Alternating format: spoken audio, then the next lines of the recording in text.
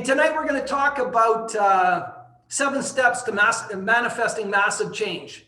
7 steps to manifesting massive change. This is a chunked up discussion. This isn't a detail. If anybody on here says to me, well, what would you say to a client if you're at the wrong chunk level?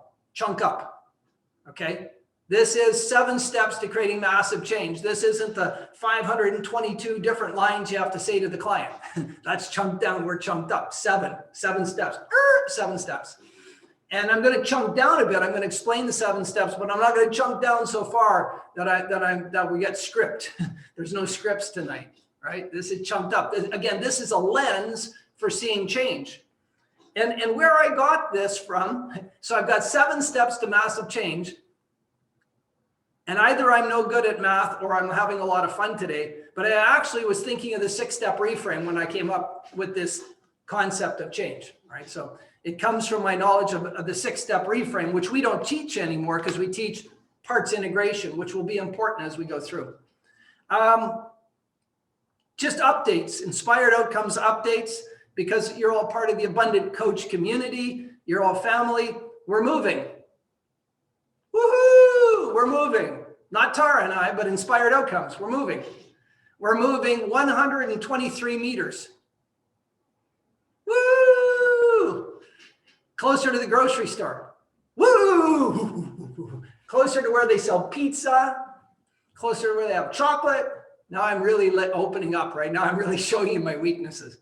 But seriously, our lease is up on June 4th. New owners took over the building. They're taking the whole building. And as the world works, we found an office on the other side of the street, 123 meters up the road. And the fact that it's on the other side of the street is germane, because right now for our kids to come to the office, they have to cross the major thoroughfare in Guelph. Now we're on the other side of the street. They don't have to cross it anymore. They can come to the office by themselves and walk home. So that, to Tara, that was the reason to get the office. When it was on the other side of the street, didn't matter what it looked like at that moment. Let's get it. It's on this side of the road. And we have offices. We have offices in there for 1, 2, 3, 4, 5, 6 offices, boardroom. So that'll be our new training room. It's really cool. We've got one of those massive interactive whiteboards that they use in education institutes. And it came with, in the boardroom, a Carl Zeiss lens. Thing for doing board conferencing calls, big Carl Zeiss lens. So I suspect starting sometime in June, when I learn how to turn it all on, the quality of what we do is going to go up. Our live online stuff will be better. So we're excited. So yeah, we'll point you out a notice. We're going to have an open house sometime in June. Hopefully for those people in Ontario, COVID will have gone away and we can actually get out and get within 2 meters of each other. That's one big news. What else is big news? We're in week 4 of an online prac. Anybody who wants to drop in and say hi on a Thursday night prac course? Cool. This Thursday is anchoring and other stuff. So if anybody ever wants, you guys all know that if you're in the Abundant Coach program, you want to drop in on an evening, say hi, practice something on the NLP pracs, you can. So we're on week 4 of 8 this week. Tara's running a wholeness course at the end of May. Anybody who's interested in learning wholeness, I call it spiritual NLP. She doesn't really like that name, but I call it spiritual NLP because it's above NLP. It's in supramental. You know, NLP is at mental level, thoughts, feelings. Wholeness is sort of supramental. It's kind of like the work of Michael Hall and Bobby Bodenhammer, who do neurosemantics, where they're looking at the meta level of NLP. And so I really enjoy doing wholeness work. And Tara and I Tara was talking to Mark Andreas today. Of course, wholeness is a Connie Ray Andreas creation. And Tara was talking to Mark today, and there's only 3 people teaching wholeness in the world. Connie Ray Andreas, a guy in India, and Tara. So if you're in Canada and you want to do, or if you want to do live online, it's 2 days coming up towards the end of May. And she's doing wholeness 1, and then she's doing wholeness 2 sometime later. So that's exciting. Yeah, and those trainings are with Tara only. So you don't have me nattering away. See, you get Tara only for 2 days. I think that's a selling feature, actually. I think that's actually, see, Catherine's agreeing. Yeah, Catherine, I really like you so much. So did you see that? Bad hand. Just a shout out to the wholeness. It's amazing for the reclaiming your inner authority to do work with folks is sort of a culmination of the positive stuff, and then especially with women, reclaiming your inner authority is it's really cool. Thanks for that. I wasn't going to say that. Actually, here's a spoiler alert. Tara will be joining us towards 8, just to go over what you can expect if you choose to jump in on that program. What else is new? We're doing a live master prac. We're just going to will COVID to go away. July 10th to 23rd, live master prac with inspired outcomes. Oh, and we're 123 meters closer to the Marriott Hotel where we'll be hosting it. So that's even more fun. The Marriott Hotel is now 175 meters from our new office. Not that I measure everything, not that results in measurement are important to me, but there you go, they are. What else is exciting? I think that's it.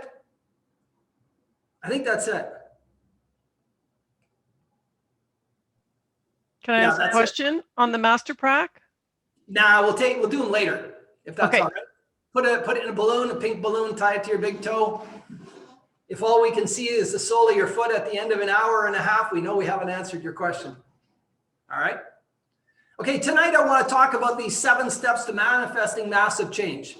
And again, this is high level and it's a lens, it's a construct to, if you're in the NLP coaching business, most of us are trying to create change. And I like to think massive change for our clients, people who are in stuck states and want to go somewhere else. That's a big delta. That's a big gap for most people. I don't get people coming through my door with little problems. I don't know about you guys who are doing NLP coaching. Nobody comes through that door with a hangnail. All right, I don't do emotional hangnails. I don't get them. I understand that they exist, but we just don't get them. And the people, I focus on trauma, but Tara focuses on a whole range of stuff. People who are stuck in so many ways. And when a person goes from stuck to unstuck, thanks, Ashley. Ashley's so excited for wholeness. No, I didn't see Paul's pun question, but I'll go back. Yeah, when people move from stuck to unstuck, that's a massive change. If people are struggling in a relationship and all of a sudden their relationship gets old, that's a massive change, right? So I always like to use the word massive change. I don't like change. And I like massive because, people come in seeking change, but then they don't want to do the work. And they don't want to change. They want to have the change. They want to have the results, but they don't want to change anything in their day-to-day routine. They want to wake up at the same time, listen to the same thing, drink the coffee from the same mug, do the same thing over and over again, expecting different results. And you guys all know what that is. That's the definition of insanity. Doing the same thing over and over again, expecting different results is insane. So to create change, we have to change. And so I like to tell people we're going to create massive change. If you're here and you want to go to there, that's massive. And so to do that kind of change requires change. So the first point 1, is be open to the possibilities. And this is a 2-pronged thing. You, the coach, have to be open to the possibility that the person can actually get what they came for. You can't be in the probability game. You have to be in the possibility game. If you get into the probability game, you're going to talk yourself out of helping people because they might only have I only have a 92% success rate documented in research for overcoming trauma. If I start thinking probabilities, what if that person across from me is in the 8% who I can't help? But if I think about possibilities, everybody who sits across from me has the possibility of overcoming their trauma. Everybody. And Dan, I'm the same way with migraines. When a person comes in, they have chronic pain, migraines, any kind of pain. I believe in my heart 100% that they have the possibility of healing. So I'm open to the possibility of healing, right? I'm open to the possibility of healing. I can't tell them they're going to heal. I don't know that. But I am open to the possibility. You know why I'm open to the possibility? Because spontaneous remission is everywhere. And it's being investigated and researched. And it's going to change its name. So as a coach, be open to the possibility. Really be cautious about getting caught in the probabilities. of you helping the person. Be open to the possibility. Milton Erickson said the single biggest factor in the client success is the clinician's belief that the client can be successful. And if you don't believe that the client has a possibility of success, please don't accept them. Send them somewhere else. Do yourself a favor. And of course, you'll be doing them a massive favor. All right. And then the client has to be open to the possibility. The client truly has to be open to the possibility. So many people want something they don't believe they can ever have.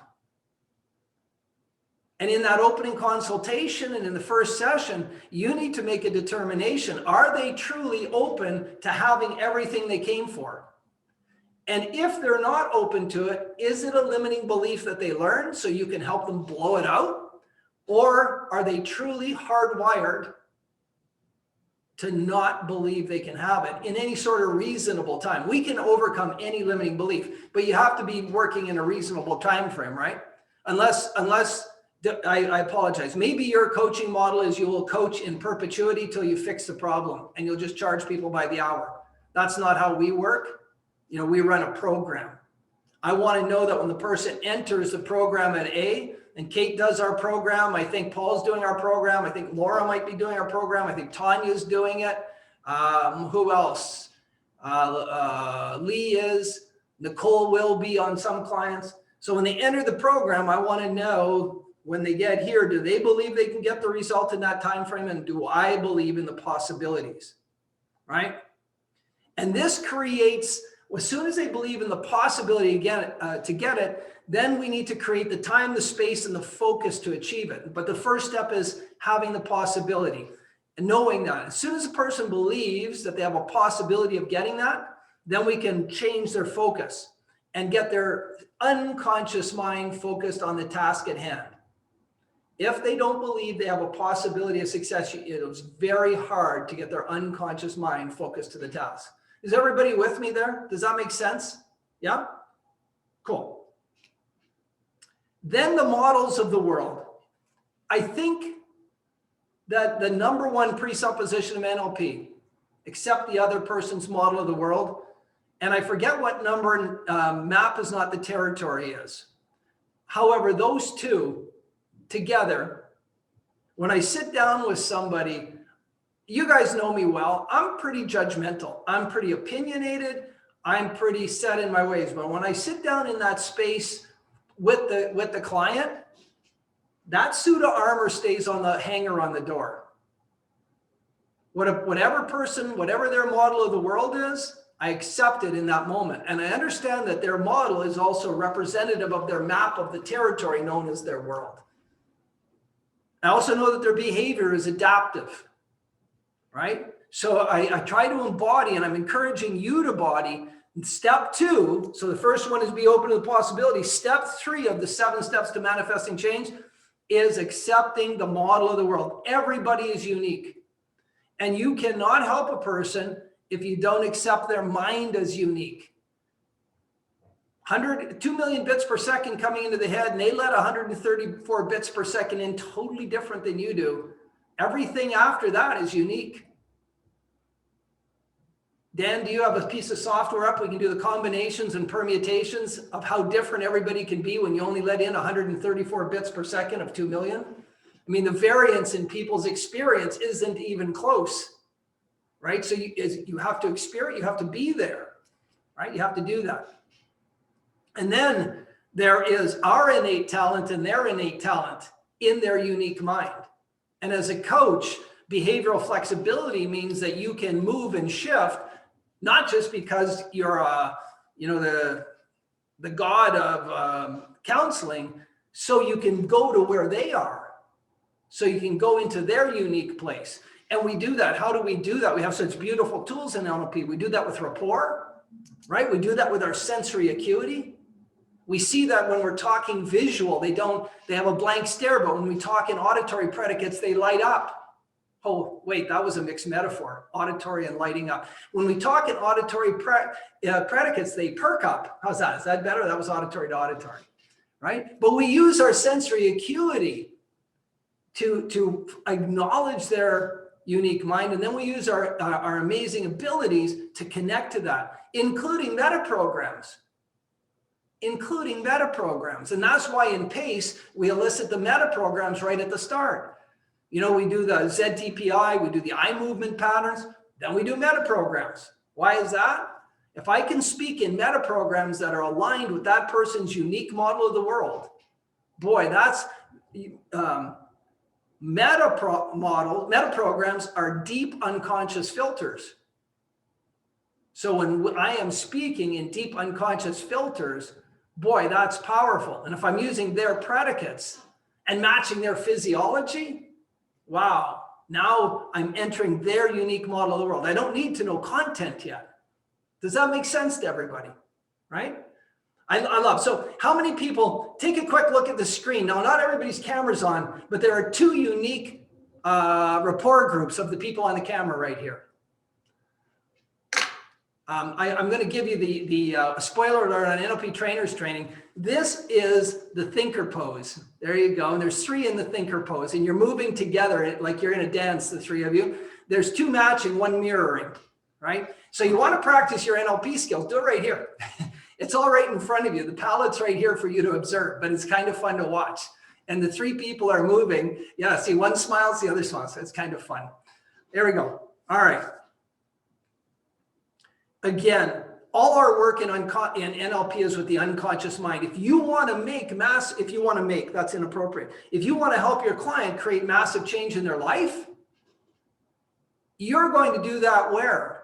With their conscious mind? No, you'll be a fucking cognitive behavioral therapist. And who wants to be that? Not me. Sorry, was that a mean-spirited plug at CBT? Cool. I just don't want to do it, right? I want to work with their unconscious mind. Why? Because all learning, all behavior, and therefore all change reside where? In the unconscious mind. So step 2, understanding their model of the world and using your skills to connect to their unconscious mind now creates a direct line, bypasses the reticular activating system, right? Bypasses the reticular activating system. My clients, if you could videotape them, who's worked with me here on a problem? Kate, I can't remember. Did we ever do any work together, clearing stuff? Yeah?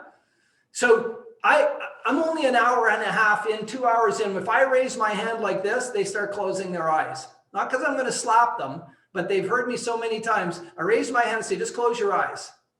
So when they see my hands coming up, the head starts dropping. To me, that's rapport, pacing, leading, and anchoring, what John Grinder would call spatial anchoring, right? My hand is a spatial anchor cue for them. It's time to close your eyes. And that tells me I'm in connection with what part of their mind? Their unconscious mind. They see this hand going up. That's not their conscious brain going, oh, there goes his hand. It's time to close my eyes.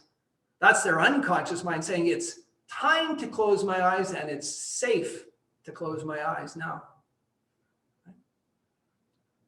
And that allows then the practitioner, me in this case, now I can take the client where I need to take them. I can open the door and help them go through the doors they need to go through to experience what they need to experience on the other side. Everybody still with me? Yeah, cool, for sure. Do I have to turn on Tony Robbins music and make everybody clap their hands, get jacked up for a second here? No? Look at Dan. Dan almost punched his screen there. He thought he could hit me. You're 2,000 miles away, Dan. You can't do that. Cool. All right. So now we have access to them. Of course, we need to understand how they do the problem. So the third step is how. How do they do the problem? What is easy? What their problem is easy. How do they do the problem? And how is where? How is in the unconscious mind in strategies. They have a strategy for doing their problem, and their strategy comes from their beliefs. They have beliefs around the world that manifest themselves in their strategies that leads to behavior. All strategies lead to a behavior, right? A strategy, you guys understand that, right? Please. All strategies lead to a behavior, from a trigger to some internal process to some kinesthetic, and then a behavior, the decision to behave. So everybody has a strategy. Our strategies are informed by our beliefs. And our beliefs, must have decided to believe what we believe. So there's a decision point. Every decision, every belief is preceded by a decision. And we encode all of that in our minds in SMDs. So if we focus on how they do their problems, knowing strategies, beliefs, and SMDs, that's the 20% of information that'll get you 80 to 90% of the results. That's Paretos Law, right, guys? You guys all know Paretos Law. It's a biological principle that applies in everywhere. If it doesn't apply in business, so like if there's 100 businesses and 20 businesses don't control 80% of the market, if only one or two do, then you've got an oligarchy. And if one business controls 80% of the market, you've got a monopoly. It's an economic test. But in natural occurring places like NLP, strategies, beliefs, and submodalities are a fraction of the body of knowledge. And if you get those right, you'll get 80% results with your clients, right? So we examine and we understand the way the existing patterns of thoughts manifest in the client using strategies, beliefs, and SMDs.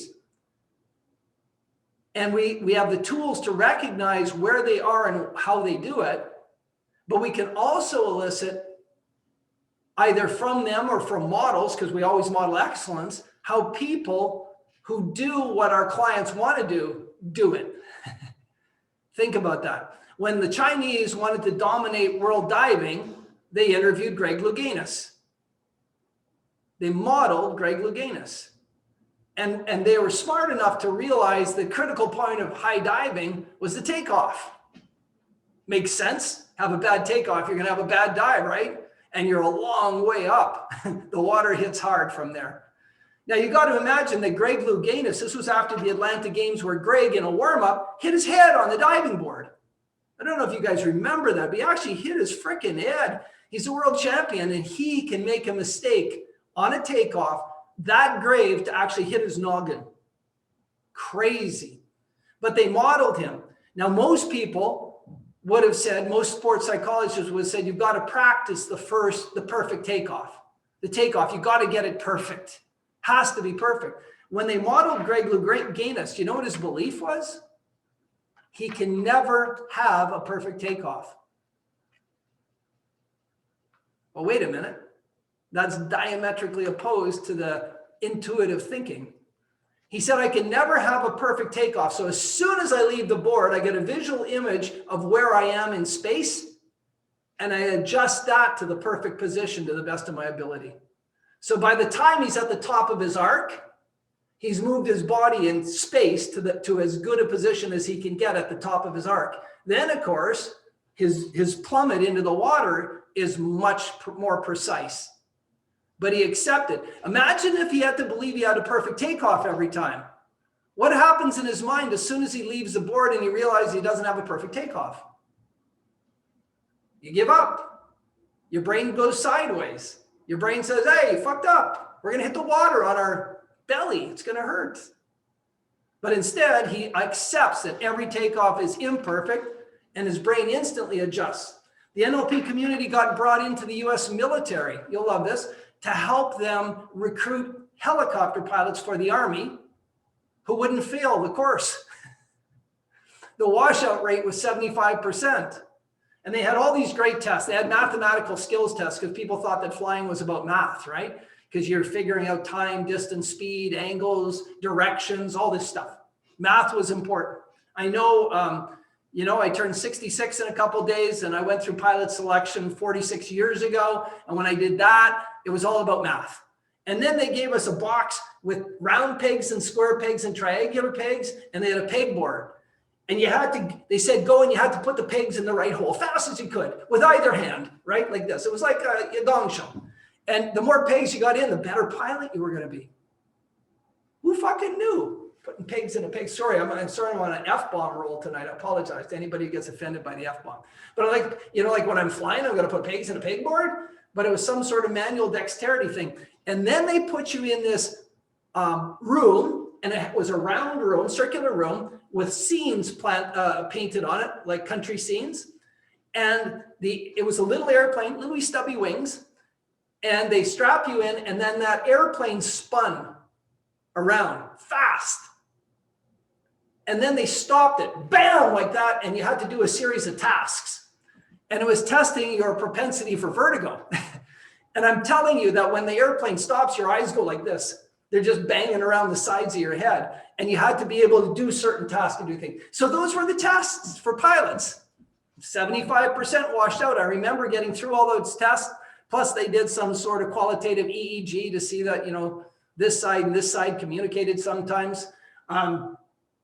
So then we get to aviation school, and the first lecture we get is, look to your left, look to your right, look to the front. Those people won't be at graduation.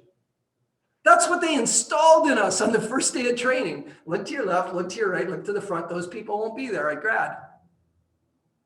They believed it, they selected for it, they trained for it. 3 out of 4 were going to fail. So the US military got tired of 3 out of 4 failing, so they asked the NLP community. So the NLP, we model excellence. What do we model? We model strategies, beliefs, and physiology. This is the third step, understanding strategies, beliefs, and submodalities, and our physiology. So when they interviewed the very best pilots, when they modeled them, the very best helicopter pilots in the world, their innate sense, they got a feeling inside from the helicopter.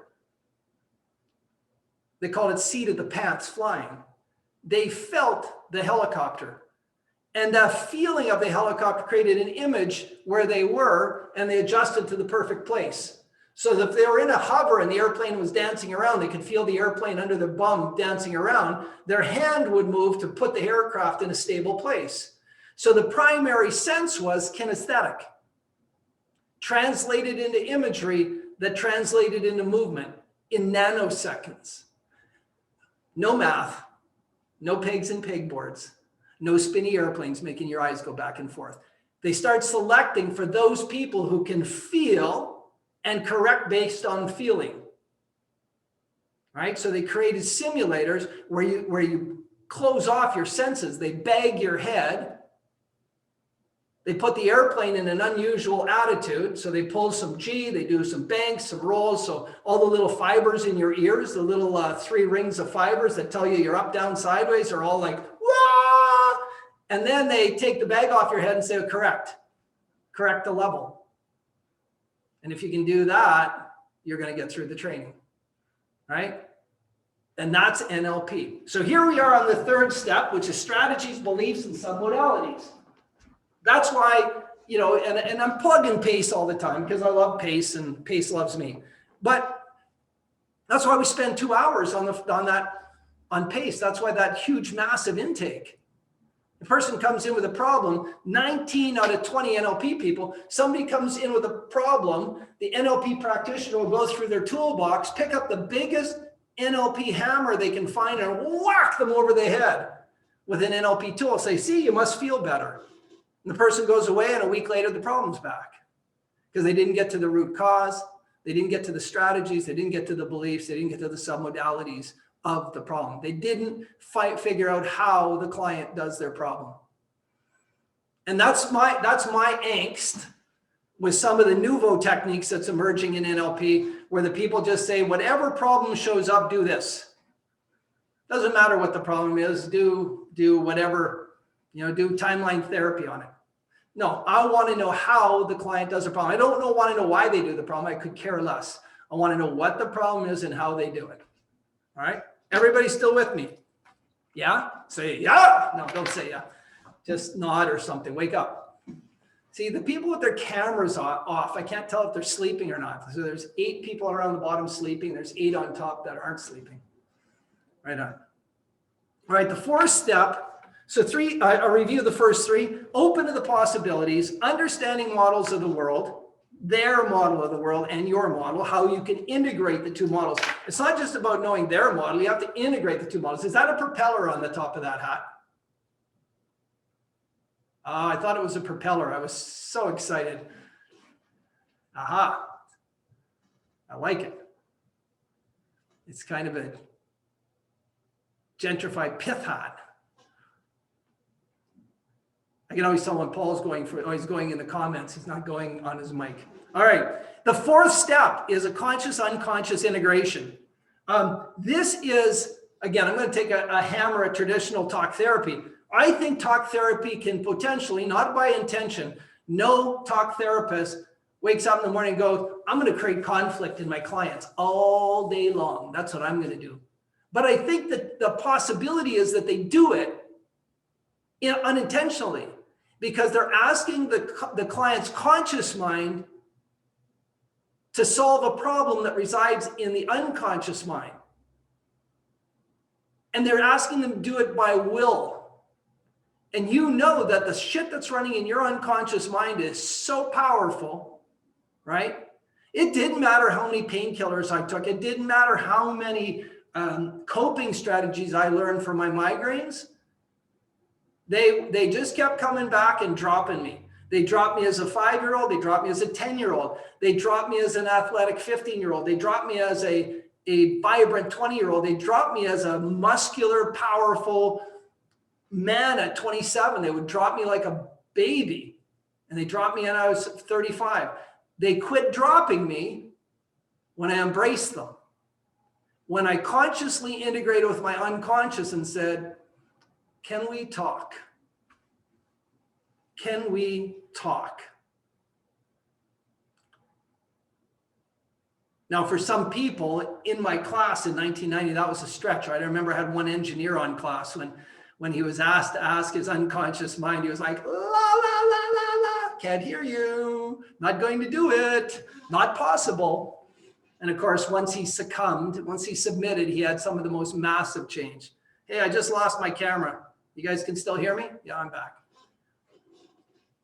So if you're wondering what that pussycat's about, that when I lose my camera, do you guys just see a pussycat pop up right there? That one? I don't know what's going on. That's software that you can put on your mobile phone, because my mobile phone has 3 lenses by Leica on my, it's called IRIUN. So my mobile phone is acting as my camera for Zoom right now. And because it can zoom in and out, it's like it's massive detail. So when I'm recording and then we're putting them up to videos, the quality is much higher. That's what the pussycat's all about.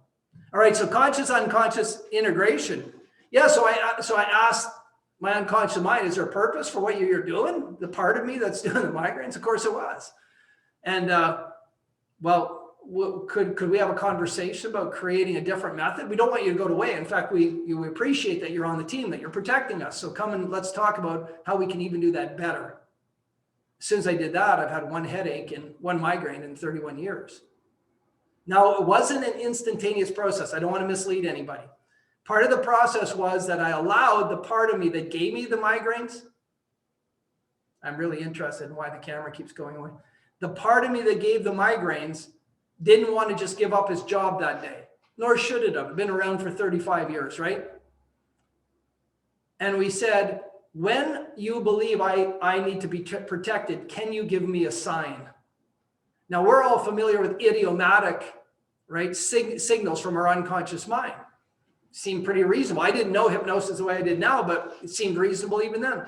And then what sign would you like to give me? Aura. I will give you aura. Okay? When you give me aura, can I get a margin of space so I can finish the task I'm on before I have to go to bed or relax? Yes. Can it be variable? Yes. And that was the covenant I created with the part of me that gave me the migraines. When you think I'm in trouble, give me the aura. As soon as I see the aura, I ask for a body of time. At the end of the body of time, I commit that I will shut down, go to bed, sleep, relax, recuperate. And that went on for about 6 years, 5 or 6 years. So from 1990 to the mid 90s. And the 1 migraine I had, I was on task and I started getting the aura. And I said, I need to go till 8 tonight. I cannot shut down before 8. Can I have till 8 tonight? It said yes. Well, the task went really, really well. And me and the team were really happy. And I didn't shut down at 8. I was partying at 8. And at 8:15, I got what I would categorize as the migraine of all migraines. I didn't start getting sick, I went down. They got me home to my room. I couldn't think about thinking about reaching for the water. My head would explode. That the part of me that, and I remember it so clearly, it was like, you're not moving. We'll let you breathe, but that's it. Don't move anything else. Don't think about moving because we'll hit you. And don't think about reaching for the water. We're going to hit you because you should hydrate when you have a migraine. I couldn't do anything for about 5 hours. I was just laying there like this, afraid to move because the pain was so excruciating. I never broke the covenant after that. And by the year 2000, I never got the aura again. Whatever was happening unconsciously inside me, the programming inside me, I just became in tune with my own capacity to go and my own capacity, my own needs for rest. That all of that, my sympathetic and my parasympathetic nervous system got together in a balance. And I've never had the aura since, nor have I had a migraine since. So the one migraine I had, I broke the covenant. And, I don't feel bad for having had the migraine. It was a huge lesson. But 1 in 31 years, as Dan will tell you, that's not a bad score, is it? From a guy who'd have one every 6 weeks for 35 years. 4 to 6 weeks, so not bad. Now I've told this joke all the time. I've had lots of other headaches that I've earned, like serious headaches, but I earned them 1 glass at a time. All right, conscious unconscious integration is the 4th step. And by getting conscious unconscious integration, we remove all the obstacles to getting the change. Of course, we're working in the imagination, right? All of our work is in the imagination. Almost every one of our scripts induces light trance. Review what light trance is. Review what trance is. Everything we do puts people in light trance, right? Everything we do. And we're creating change in there in a light trance. Number 5 is really easy. Create new strategies. Once the barriers to change are out of the way and you've got rid of all the limiting belief, create new strategies. When X happens, X leads to Y. When X used to happen, it used to lead to Z. Make sure the strategies work. How do you make sure strategies work? You fire the old trigger. You fire the old trigger. And I've watched, I coach coaches, right? Excuse me, I coach coaches. So I've watched people fire a trigger. If you belly crawl, sneak up to the trigger and sort of hold the trigger up for a nanosecond, that ain't firing the trigger, okay? You need to be confident enough to put the trigger right in their face, and see if they get triggered into the old behavior. And again, I'm being a little bit facetious here, but I have seen NLP, and what it speaks to is the NLP coach not being confident in what they just did. Right, Catherine? They're afraid, they're sneaking up on it. If you believe you've done what the client asked you to do, put the triggers in front of them. Now, some of you have heard me tell this story. If you have, just put earplugs in for 30 seconds, I'll be done.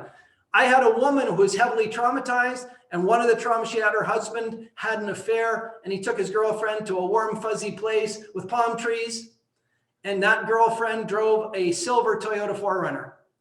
This woman, if she was in traffic in her Honda Pilot with her kids and she saw a silver 4Runner, it triggered her. She was a hazard to herself and her kids.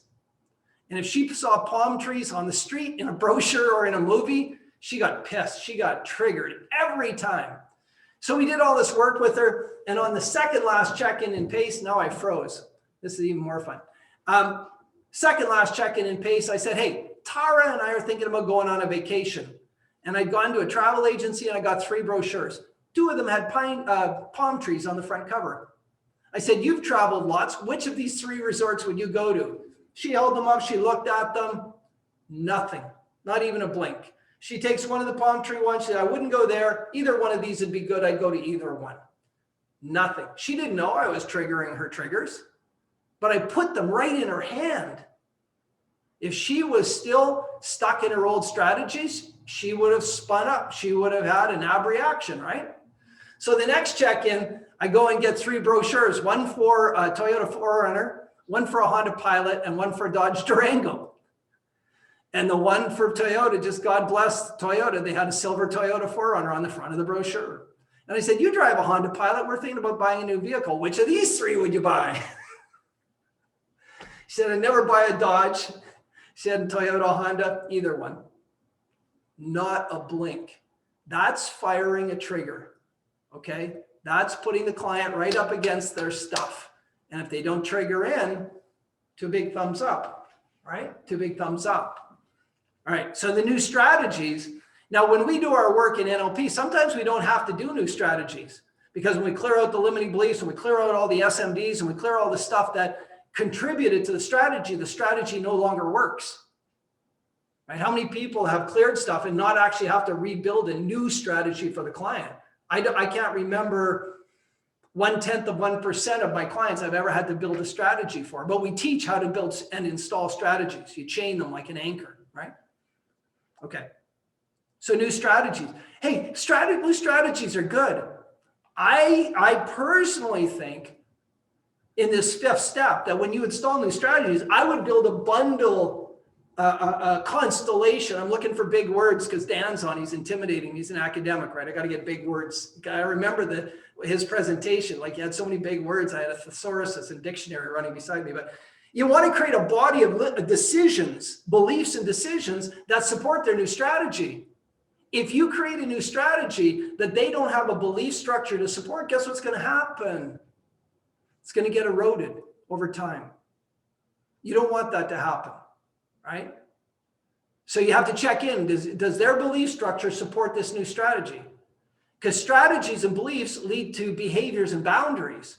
And when we set clients free for that 4-week period to check in, before they check in, we want them to enforce their new boundaries, live their new behavior, and experience their new beliefs. That's how we know they got the change they came to get, right? So I would build a whole bunch of beliefs around their strategy. And remember, I started with strategies, beliefs, and SMDs. Now I would make sure that the SMDs for every one of those beliefs match the SMDs of their strongest beliefs. Beliefs absolutely true. So remember that timeline therapy changes a belief at its inception. Right? Timeline therapy changes a belief where the decision was made. That's beautiful. And it re-imprints the timeline to now. Belief change using submodalities ensures that the new belief, the belief that they want, is absolutely powerful. And the old belief is no longer true. So, the technique for timeline therapy beliefs is brilliant. And Tara's not on, so I can compliment her. I was listening to Tara one day, and she came back on the timeline, and then she just asked the person for their submodalities of that belief. Having re-imprinted the timeline, she did it seamlessly right then. Hey, as you think about that new belief, can you get a picture? Black and white or color, bright or dim, near or far? Got it? She said, just clear that. She didn't future pace yet. Just clear the screen for a moment. What's a belief that you believe is absolutely true? Oh, I love my children. Cool. As you think about I love my children, can you get a picture? Boom. Mapped, contrastive analysis, mapped the new belief into the belief absolutely true. I love my children. Then future pace that. Holy fuck. You want to talk about a belief that's now rock solid? And if that belief supports a new strategy, you're in business. Massive change. Change the strategy, surround it with beliefs, make sure the submodalities of the new beliefs support that they're believed by the client. Does that make sense? Everybody still with me? And I've just spent quite a bit of time reviewing some of Bandler's old work through his new book. He's got a revised transformations book. Man, that guy depends on submodalities. He is a master at making at making change for people. And he does so much submodality work that it refreshed my interest in the power of them, which reconnected me to the NLP model of communication and knowing how important that 134 bits going in is. Because that's where we're going to get our submodalities from, right? 134 bits. Can't come from anywhere else. Cool. Number 6, this is on you. unless your clients are NLP trained. Sensory acuity.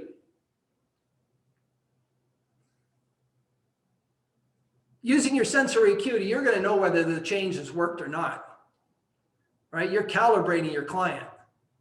And I have had lots of clients tell me that everything's going well, but every ounce of my intuition using my sensory acuity said BS. It is not going the way. You know, some people just like to please, right? So they're going through the protocol and they're anticipating what you're going to ask, and they're answering it the way they think you want to hear the answer. You need to use your sensory acuity to blow through that smoke screen. And, you know, I've certainly had clients do that. Tara's had clients. I don't know, Kate, if you've had, Catherine, you have clients that do that where they want to please you, right? And so they say things. So you've got to, it's almost like you have to shut your ears and just dial up your sensory acuity. But of course, sensory acuity includes your ears because there's tonality in words, right? So here you really, in step 6, you have to make sure with your sensory acuity that they're getting the results they want.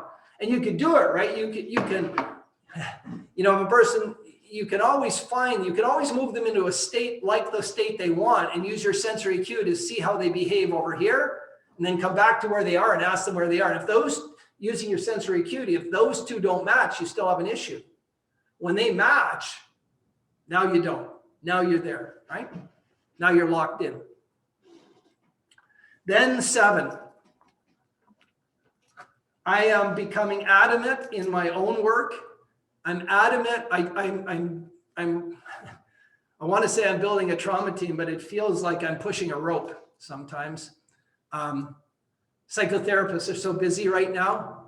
I don't know what's like where you are, Dan, but in Canada, psychotherapists they can work as much as they want to work. And so I'm recruiting psychotherapists to join a team that they're doing a specified protocol. They're not freelancing anymore. They have to work in a collaborative environment where we're being third-party scrutinized. And I don't think that's really the psychograph of most psychotherapists, to be third-party scrutinized. That's not, you know, they work in their little offices by themselves, do whatever they want behind closed doors. So I'm having a hard time recruiting the people, but I have 2 so far. So I have 2 psychotherapists trained, but I'm adamant with all of you guys. If when you're on pace, if you phone me and you've stuck with a client, future pacing is so important now. I used to treat it as step 7 of every Tad James thing. You know, oh yeah, step 7, but it is critical. I encourage you. I've said it so many times. Behave by Robert Sapolsky. Get into that book. Get into that book, especially the first chapters about what happens in the, before, the first second, the first minute, the first day, the first week, that sort of thing, a week before, right? Second before, a minute before, a day before, a week before. Get into understanding that, because even at it seems like he's taking a deep dive, but really, Dan, that's still just chunks here. There's another whole mess of chunks way down below. But boy, if you start grasping the concepts in that book, it'll up your game as a coach, quantitatively, qualitatively, and geometrically. And then the other book I highly recommend that you read, and I think that she's an intensely worthwhile study, is Lisa Feldman Barrett, How Emotions Are Made. If you grasp those 2 books, and she's talking about future pacing, because our brain's predicting what can happen in the future all the time. By future pacing, you're giving this person who is struggling, who you clean the debris, install these new neurological pathways to beauty and life and excitement. Now, future pacing it allows their brain to predict that that's a reality in the future. So on a day-to-day basis, to pick up on a Joe Dispenza theme, they're no longer pulling their past into the present. They're in the present thinking about a beautiful future. And boy, just sit and experience that for a second. Imagine if you didn't pull all the stuff of your past into today, and you started today just as magnificent and started thinking about what the hell possibilities could I do with all this magnificence tomorrow, right? How would your day be different? And that's literally what we're doing. So under future pace, and future pace lots. If their convincer strategy is 10, future pace 10 times. If they've got a convincer strategy for good things happening, that's 1. Or let's say your client has a convincer strategy of 5 for good things happening and a convincer strategy of once for bad things happening. Convince them 5 times. Spend the time future pacing to their convincer strategy. It'll pay you dividends. It'll pay them dividends. Future pace, future pace, future pace. And when I have people future pace, of course, we future pace fully associated, right? You guys know that. This ain't a news flash. Okay, good. So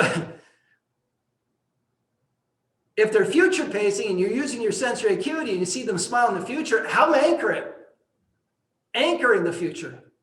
Anchor, anchor, anchor, anchor. Now, Tara and I argue about anchoring all the time. She doesn't like the kinesthetic anchor, but she visually anchors and kinesthetically anchors all the time. She just doesn't like this mechanical device. You know, all my clients, I make them go through this and they all do it, right? Anchor, anchor, anchor, anchor, anchor. And I have to give Colin, one of my first anxiety clients, he was coming back on his timeline. We were working on like Zoom. I couldn't see his hands. But he's coming back and he's bursting into smiles, clearing sadness. He's bursting into smiles all the way back to now. When we're finished, I said, Colin, on your way back to now, what were you doing?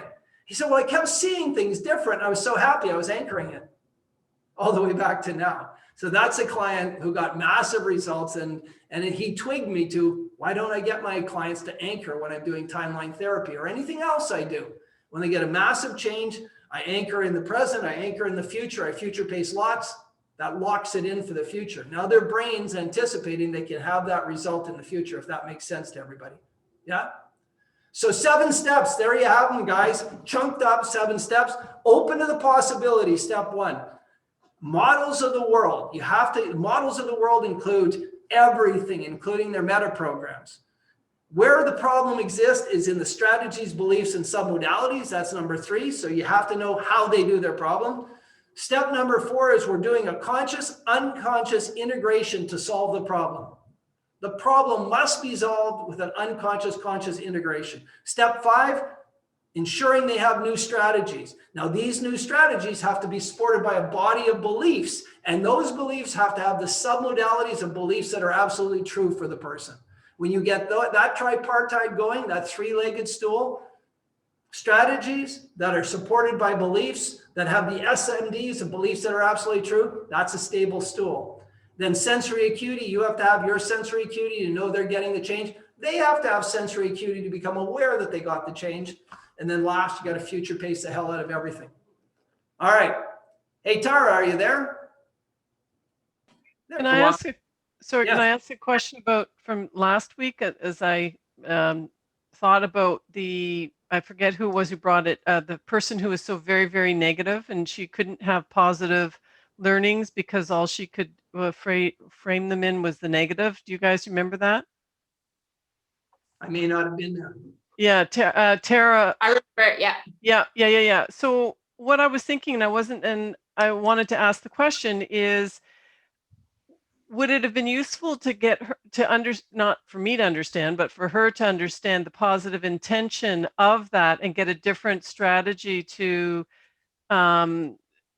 whatever that was doing? I mean, it was obviously very, very important to her, but to go to uncover what the positive intention is and change the way that she was getting that positive, and then move forward.